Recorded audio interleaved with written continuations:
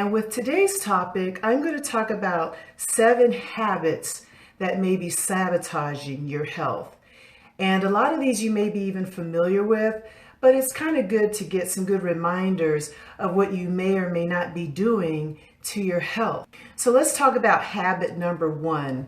And I believe this is one of the most important habits that may be sabotaging us, because number 1, it is so common and it is everywhere. And you can probably guess what that is. And that is eating way too much sugar. Because, it's everywhere. And sugar plays a big role in various diseases such as diabetes. It's correlated well with type 2 diabetes. And it also plays a role with high blood pressure.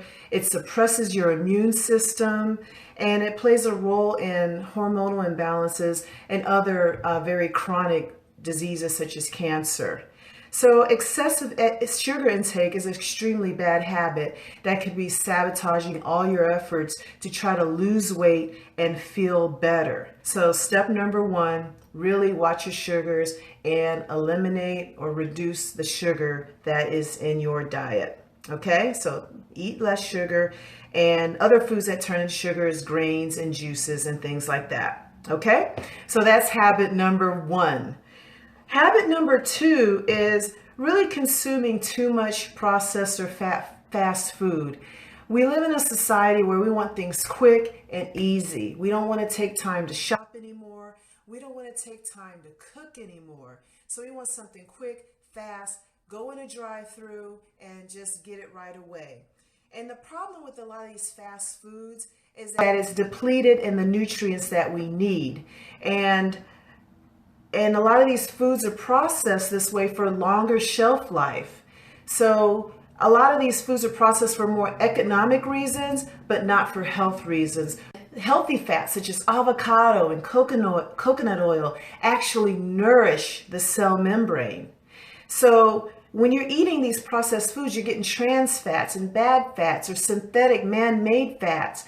And those fats really deplete the membrane. And when the membrane is depleted, the receptors die. And again, that is a huge trigger to a lot of these chronic illnesses. So again, you got to use these foods to really nourish and heal the cell membrane. So habit number 2, really watch those amount of processed foods that you're eating and get more whole, natural food into your diet.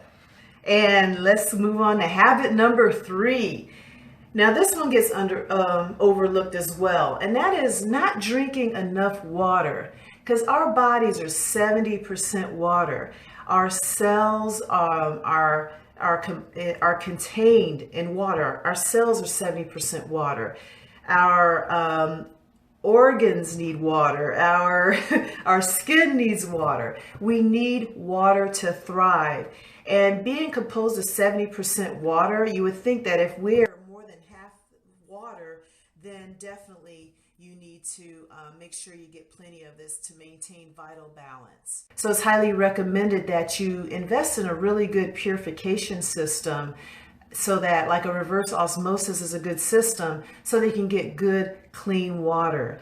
So just really be proactive and invest in a good water system and drink plenty of water. Rule of thumb is half your body weight in ounces. So if you're 150 pounds, about 75 ounces of water is sufficient. And then also look at the color of your urine, make sure that it's clear, and that'll give you an indication of whether or not you're getting enough water. Because I find that as you drink enough water, you can, it helps to really flush out the body. It helps to improve kidney function, reduce infections, remove waste from the body. I mean, it's very beneficial. Don't underestimate water. Now, moving on to habit number 4 is really not getting enough sleep. We try to put a lot on our plate and try to do a lot in our day, and we end up sacrificing sleep. And you got to understand, we need sleep to heal. And if you're not sleeping 8 to 9 hours a night, which is almost impossible for some people, your body isn't repairing itself. It's not rejuvenating. So just really, it's important to get good, restful sleep. So again, as you incorporate better habits in your life, as a side effect, you should be getting better sleep. And I think that's a wonderful, wonderful side effect. So shoot for about 7 to 8 hours of sleep per night. Because if you're not getting enough sleep, it does take a huge toll on your health and your body. Habit number 5 is ignoring your digestive system. Because when you're stressed, you're stressing out the digestive system. When you're eating food that isn't nutritious, you are stressing the digestive system. So you really got to understand that the digestive system is extremely important in overall health. So really, don't ignore the digestive system. And again, as you eat healthy foods, good fiber, fermented foods, things that repopulate the good bacteria in our guts, that'll help heal and nourish the gut. And again, help to eliminate all the waste in our bodies. Habit number, where are we? Number 6. And that's taking unnecessary medications. And this is a little disclaimer. I'm not saying stop your medications. I'm talking about medications prescribed for conditions that can be eradicated with a healthier lifestyle. So really be aware and understand your medications, understand the side effects, and just kind of say, is this something that could be healed or eradicated with lifestyle changes? Habit number 7. And I really love this habit because it's something that's not really recognized, and that is our negative beliefs. You know, you can have good habits, but if you're negative or approach things or have lack of belief, that can cause that internal stress. So understand that you create your life. If you want to get from sick to well, you can create that with your thoughts. Because before you take adequate action, it first begins with a strong thought or a strong belief, because without the thought, you can't take that action. So you got to believe that you can create your life. You can create your destiny.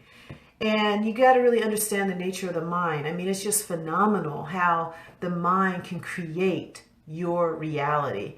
So don't underestimate that, because you are constantly creating your life with your thoughts. And your outer world is a reflection of those thoughts.